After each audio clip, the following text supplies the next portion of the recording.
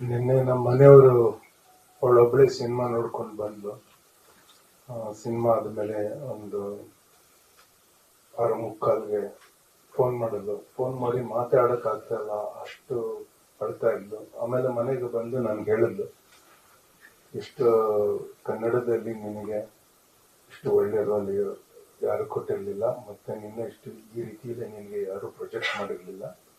ನೀನ್ ಇಂಥವ್ರ ಜೊತೆ ಕೆಲಸ ಮಾಡಬೇಕು, ಬೇರೆದಾರ ಸುಲಭ ಒಪ್ಕೋಬೇಡ, ನಿನ್ಗೆ ನೀವೇ ದುಡ್ಡೆಲ್ಲ ಇಂಟ್ರೆಸ್ಟ್ ಇಲ್ಲ, ಹೋಗಿ ಮಾಡ್ಬೇಡ ನೀನು ಅಂತ ಅಂದೆ.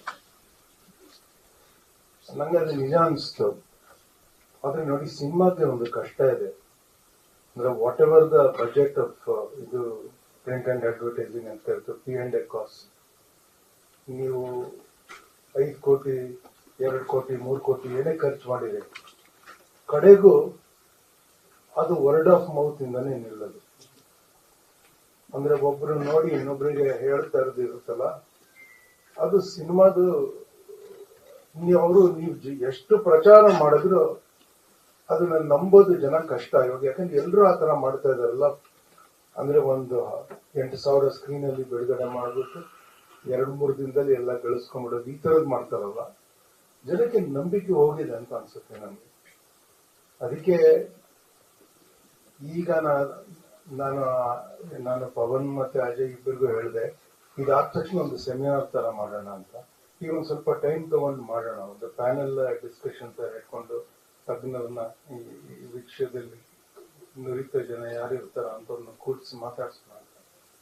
ಯಾಕೆಂದ್ರೆ ಒಂದು ಮೆಸೇಜ್ ಫಿಲ್ಮ್ ಅಂತ ಅದನ್ನ ಕರೆದ್ರು, ಆ ಕ್ಲೀಶೆಯಿಂದ ಹೊರಗೆ ಬರ್ಬೇಕು. ಕೆಲವು ಸಮಯ ಮೆಸೇಜ್ ಇರುತ್ತೆ, ಕೆಲವು ಸಮಯ ಬರೀ ಮನೋರಂಜನೆ ಇರುತ್ತೆ. ಏನಾದ್ರು ಇರಲಿ, ನಾವು ಇದು ಸರಿ ಅದು ತಪ್ಪು ಅಂತ ಹೇಳ್ಬಾರ್ದು. ಆದ್ರೆ ಅದನ್ನ ಒಂದು ಎಲ್ಲರಿಗೂ ತಲುಪೋ ರೀತಿಯಲ್ಲಿ, ಈಗ ಅವರು ಅವತ್ತು ನೀವು ವಿಷಯ ನೀವು ಹೇಳಿದ್ರೆ ಯಾರೊಬ್ಬ ಎಲ್ಲರೂ ಕೊಡ್ತಾ ಇರ್ತಾರೆ ಮೆಸೇಜ್, ಏನು ಬದಲಾವಣೆ ಆಗತ್ತೆ ಅಂತ. ಬದಲಾವಣೆ ಆಗತ್ತೆ, ಆಕ್ಚುಲಿ ಹೇಗೆ ಕೊಡ್ತಾ ಇದ್ದಾರೆ ಮೆಸೇಜ್ ಅನ್ನೋದು ಇಂಪಾರ್ಟೆಂಟ್ ಆಗುತ್ತಲ್ಲ.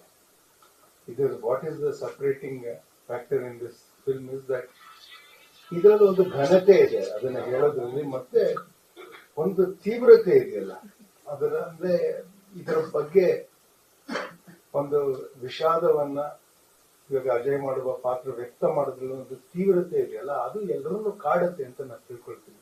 ನಮಗೆ ಗೊತ್ತಿದೆ, ರಸ್ತೆಯಲ್ಲಿ ಬೆಂಗಳೂರಿನಲ್ಲಿ ಓಡಾಡ್ತಾ ಇದ್ರೆ ಎಲ್ಲ ಕಡೆ ಕಸ ಬಿಸಾಕಿರ್ತಾರಲ್ಲ, ಎಷ್ಟು ಬೇಸರ ಆಗುತ್ತೆ, ಹೆಂಗಿತ್ತು ಊರು ಈ ತರ ಆಗಿದೆ ಅಂತ ಅನ್ನಿಸ್ತಾ ಇರುತ್ತೆ.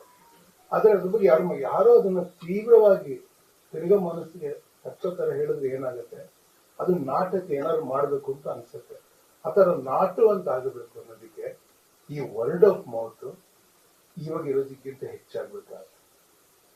ಏನೊಂದು 20-25 ಸಾವಿರ ಜನ ನೋಡಿದ್ರೆ ಸಾಲದಿದು. ಒಂದು ಅಟ್ಲೀಸ್ಟ್ ಒಂದು 5 ಲಕ್ಷ 10 ಲಕ್ಷ ಕನ್ನಡಿಗರು ನೋಡ್ಬೇಕಿದೆ.